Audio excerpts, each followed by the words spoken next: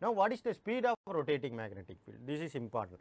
So Ns equal to 120 F by P. This is the rotating magnetic field speed equation.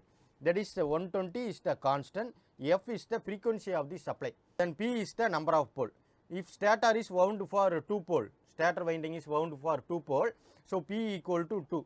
So in India we are following 50 Hz system, so frequency is 50. So that means 120 into 50 divided by 2, this will give 3000 RPM, 3000 RPM rotating magnetic field speed.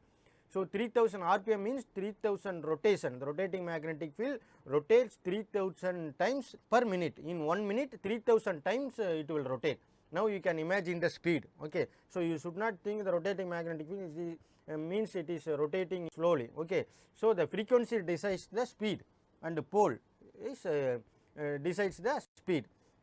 Then the formula is Ns equal to 120 F by P, that is 3000 RPM in case of 2 pole